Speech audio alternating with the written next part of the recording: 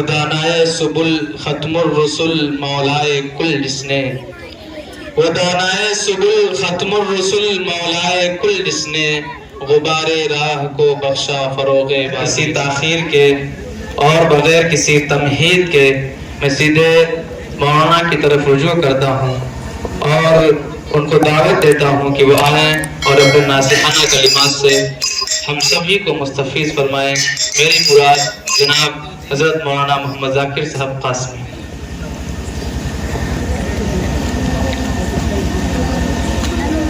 نحمده ونستعينه ونستغفره ونؤمن به ونتوكل عليه ونعوذ بالله من شرور أنفسنا ومن سيئات أعمالنا، من يهده الله فلا مضل له ومن يضلل فلا هادي له، وأشهد أن لا إله إلا الله وحده لا شريك له، وأشهد أن سيدنا وسندنا ومولانا محمدا عبده ورسوله، أما بعد، قال الله تبارك وتعالى في كلامه المجيد: أعوذ بالله من الشيطان الرجيم، بسم الله الرحمن الرحيم، ألف لام ميم، ذلك الكتاب لا ريب فيه. عن عبد الله بن مسعود رضي الله تعالى عنه قال: النظر إلى كعبة عبادة، النظر إلى وجه الوالدين عبادة، النظر إلى العالم، وفي رواية إلى العالم التقي عبادة، النظر إلى كتاب الله تعالى عبادة. اسٹیج پر تشریف فرما موقر علماء کرام، سامعین اعظام، پردہ نشی مسلمان مائیں اور بہنیں، آج کے جلسے میں اصل خطاب، اصل بیان جناب حضرت مولانا مفتی محمد شاہد صاحب قاسمی کا ہوگا۔ میں تو اپنے گھر کا آدمی ہوں، بس 10-15 منٹ کے لیے آپ کے سامنے بیٹھا ہوا ہوں، اور آپ سے میری بارہا گفتگو ہوتی رہتی ہے، میں بات کرتا ہوں، آپ سنتے ہیں، باتیں وہی ہونی ہیں جو مسجد کے اندر ہوتی ہیں۔ میرے عزیزو، ہم اہل اسلام ہیں، ہم مسلمان ہیں، ہمارا ایک دستور ہے، ایک اصول ہے، ایک قانون ہے، ایک ضابطہ ہے، ایک طریقہ ہے اور ایک سلیقہ ہے۔ وہ دستور کیا ہے، وہ اصول کیا ہے، وہ قانون کیا ہے؟ ہمارے یہاں مسلمانوں کے یہاں اہل اسلام میں دستور یہ ہے، قانون یہ ہے کہ ہمارے یہاں عمل کے اوپر ثواب مرتب ہوتا ہے، عمل کے اوپر ثواب مرتب ہوتا ہے۔ ظاہر سی بات ہے، ایک بندہ نماز پڑھنے کے لیے جاتا ہے تو جب نماز پڑھنا شروع کرتا ہے، نیت باندھتا ہے، تو کبھی وہ قرات کرتا ہوا نظر آتا ہے، کبھی وہ رکوع میں جاتا ہوا نظر آتا ہے، کبھی وہ سجدے میں جاتا ہوا نظر آتا ہے، کبھی رکوع میں سبحان ربی العظیم پڑھتا ہوا نظر آتا ہے، کئی سجدے کی تسبیح پڑھتا ہوا دکھائی دیتا ہے، کئی اتحیات میں دعائے قنوت، درود شریف وغیرہ، دعائے معصورہ وغیرہ پڑھتا دکھائی دیتا ہے۔ تو جب ایک نماز پڑھنے والا آدمی جب مکمل نماز کے ارکان ادا کر لیتا ہے تو اسے نماز کا ثواب ملتا ہے۔ ایک بندہ روزہ رکھتا ہے تو صبح صادق سے لے کر کے غروب آفتاب تک کھانے پینے سے اور نفسانی خواہشات سے اپنے آپ کو روکے رکھتا ہے، تو عمل کرنے کے بعد اسے روزے کا ثواب ملتا ہے۔ ایک بندہ زکوٰۃ دیتا ہے تو جب مال کا 40واں حصہ نکال کے دے دیتا ہے تو اسے زکوٰۃ کا ثواب ملتا ہے۔ ایک بندہ حج کرنے کے لیے جاتا ہے، فلائٹ سے پیسے لگا کر کے مکہ المکرمہ میں پہنچتا ہے تو کبھی بیت اللہ میں دوگانہ نماز پڑھتا ہوا دکھائی دیتا ہے، کہیں بیت اللہ کا طواف کرتا ہوا نظر آئے گا، کہیں جو ہے غلاف کعبہ سے چمٹتا ہوا نظر آتا ہے، کہیں جو ہے مقام ملتزم سے لپٹتا ہوا نظر آتا ہے، کہیں جو ہے حجر اسود کو بوسہ دیتا ہوا نظر آتا ہے، کہیں رمی جمار کرتا ہوا نظر آتا ہے، کہیں صفا مروہ کے درمیان سعی کرتا ہوا نظر آتا ہے، کہیں وقوف عرفہ وقوف مزدلفہ کرتا ہوا نظر آتا ہے۔ تو ہمارے یہاں ایک اصول ہے، ایک ضابطہ ہے، ایک طریقہ ہے، ایک قانون ہے کہ جب بندہ عمل کر لیتا ہے تو عمل کرنے کے بعد اس کو ثواب ملتا ہے۔ جب بندہ حج کر لیتا ہے نا، حج کر لیتا ہے، حج کے تمام ارکان مکمل طور پر جب ادا کر لیتا ہے، تب اللہ رب العزت کی طرف سے اس کو یہ بشارت ملتی ہے، اس کو یہ خوشخبری ملتی ہے، اور اس کو یہ انعام اور مژدہ سنائی دیا جاتا ہے کہ اے حاجی تو نے حج کو مکمل کر لیا، تیرا حج مقبول ہو گیا، اور اللہ نے آج تیرے سارے گناہوں کو ایسے معاف کر دیا جس طریقے سے ایک ماں اپنے بچے کو جنم دیتی ہے اور بچہ دنیا کے اندر جب آتا ہے تو گناہوں سے بالکل پاک و صاف ہوتا ہے۔ تو بھی آج گناہوں سے پاک و صاف ہو گیا، جا اپنی زندگی از سرے نو شروع کر۔ تو ہمارے یہاں ایک ضابطہ ہے کہ عمل کے اوپر ثواب مرتب ہوتا ہے، بندہ عمل پہلے کرتا ہے، ثواب بعد میں ملتا ہے۔ لیکن اللہ کے نبی جناب محمد رسول اللہ صلی اللہ علیہ وسلم کے ایک بڑے جلیل القدر صحابی ہیں جن کو حضرت عبداللہ بن مسعود رضی اللہ تعالیٰ عنہ کہا جاتا ہے۔ وہ فرماتے ہیں کہ چار چیزیں ایسی ہیں کہ بندہ عمل بعد میں کرتا ہے، ثواب پہلے مرتب ہو جاتا ہے۔ بندہ عمل بعد میں کرتا ہے، ثواب پہلے مل جاتا ہے۔ پہلی چیز، النظر الی کعبۃ عبادۃ، اللہ کا گھر بیت اللہ خانہ کعبہ اس کو دیکھنا عبادت ہے، ثواب ہے۔ ایک بندہ حج کرنے کے لیے یہاں سے جا رہا ہے، روپے پیسے خرچ کر کے جا رہا ہے، مکۃ المکرمہ پہنچتا ہے، ابھی بیت اللہ کے اندر دوگانہ نماز اس نے نہیں ادا کی ہے، ابھی بیت اللہ کا اس نے طواف نہیں کیا، وقوف عرفہ مزدلفہ کچھ نہیں کیا ہے، صفا مروہ کے درمیان سعی نہیں کی، حجر اسود کو بوسہ نہیں دیا، رمے جمار بھی نہیں کیا، لیکن حاجی کی جیسے ہی پہلی نظر بیت اللہ سے ٹکراتی ہے، اللہ کی طرف سے ثواب اس کو ملنا شروع ہو جاتا ہے، اس کا ثواب مرتب ہو جاتا ہے۔ تو پہلی چیز کہ عمل بعد میں کرتا ہے بندہ، ثواب پہلے مل جاتا ہے۔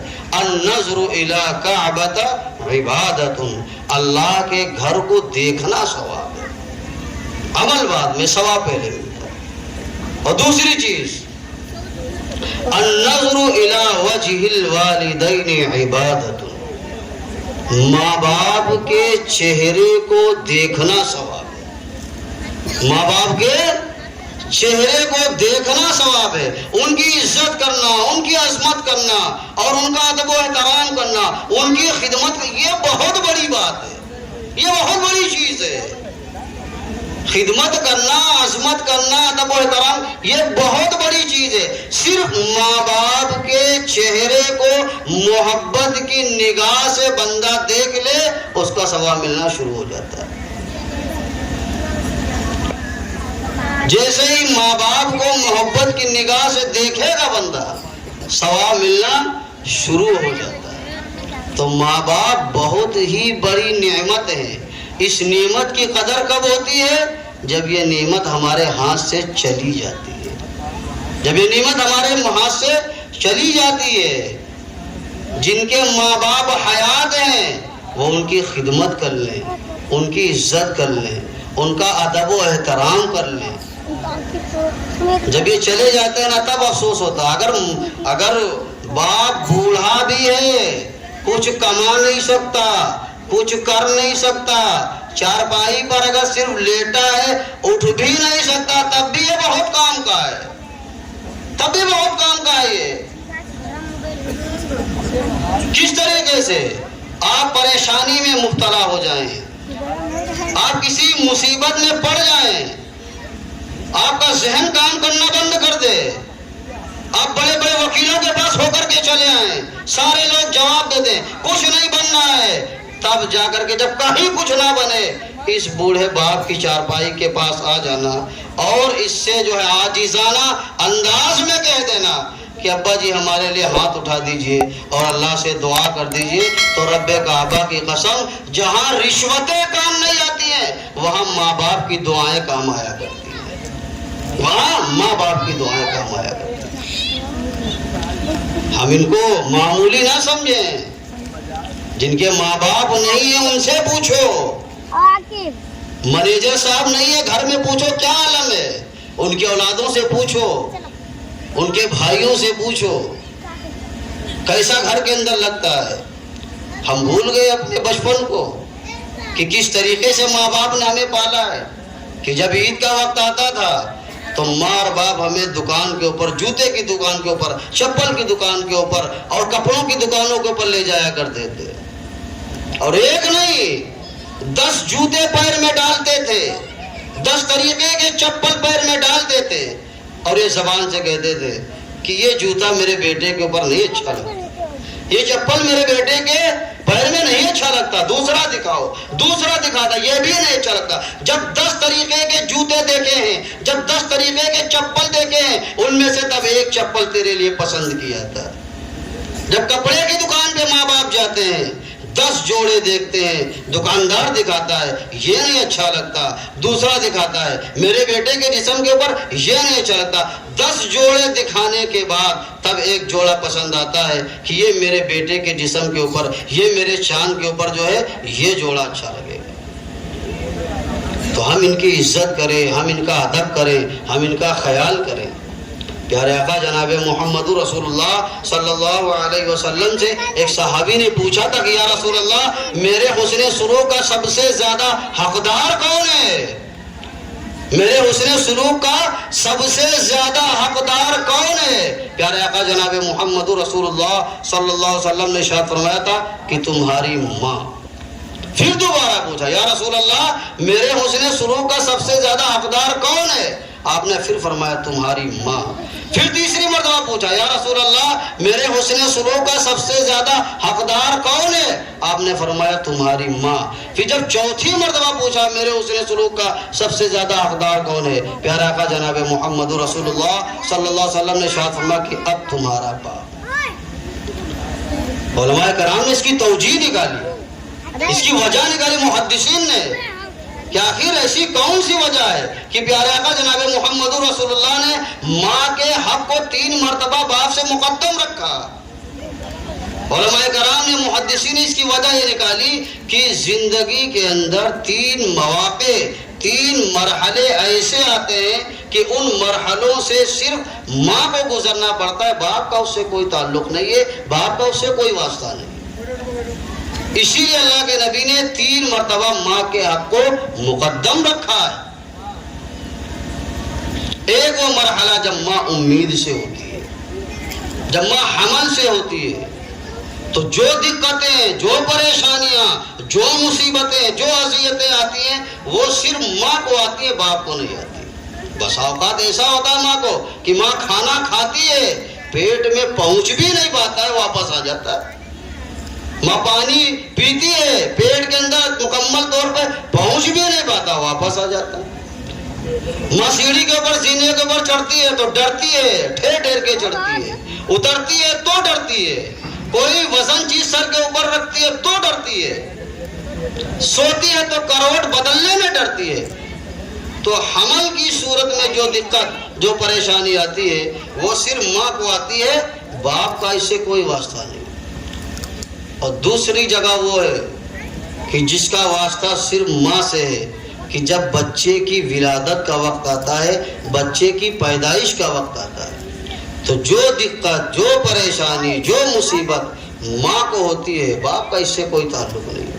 آپ نے دیکھا ہوگا بارہ کہ نہ جانے کتنے سے واقعات ہوئے کہ ولادت ہوئی، کہیں ماں کا انتقال ہو گیا، بچہ بچ گیا، کہیں بچے کا انتقال ہو گیا، ماں بچ گئی، یا دونوں دنیا سے رخصت ہو گئے، تو اس کا تعلق صرف ماں سے ہے۔ اور تیسری جگہ وہ ہے جہاں صرف ماں کو پریشانی ہوتی ہے، ماں کو دقتیں اٹھانی پڑتی ہے کہ جب بچے کو دودھ پلانا ہوتا ہے، جو مدت رضاعت کہلاتی ہے،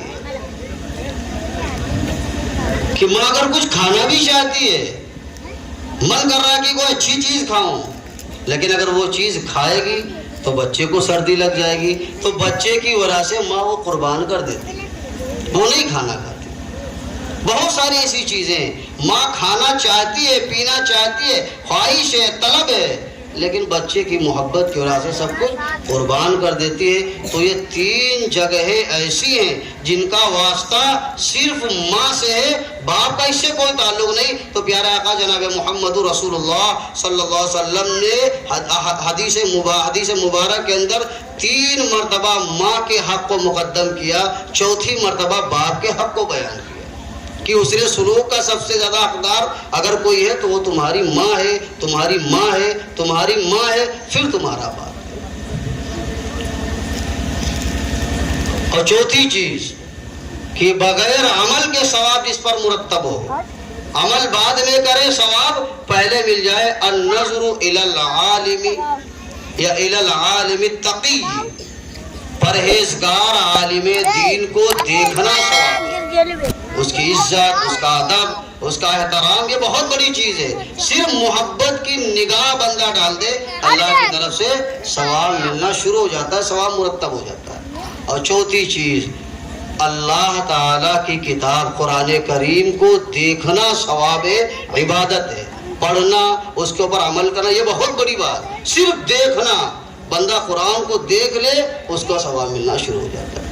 یہ 4 باتیں آپ کے سامنے میں نے بیان کی۔ میں نے پہلے ہی کہا تھا اصل بیان جو ہے وہ مفتی شاہ صاحب قاسمی کا ہوگا، میں آپ کے گھر کا آدمی ہوں، آپ سے بارہا گفتگو کیا کرتا ہوں۔ اللہ تعالیٰ جو ہے جو چھوٹی موٹی باتیں کہیں گے اس کے اندر جو کمیاں ہوتا ہے اس کو معاف فرمائے، اور ہم سب کو ان مختصر باتوں پر عمل کرنے کی توفیق عطا فرمائے۔ وآخر دعوانا الحمدللہ رب العالمین۔ اب میں اس کے بعد مقرر بے مثال نوجوان جناب مولانا مفتی شاہی صاحب قاسمی کو دعوت سخن دیتا ہوں کہ وہ حضرت اسٹیج پر تشریف لائیں اور اپنے مواعظ حسنہ سے ہم سب سامعین کے قلوب کو محسوس فرمائیں۔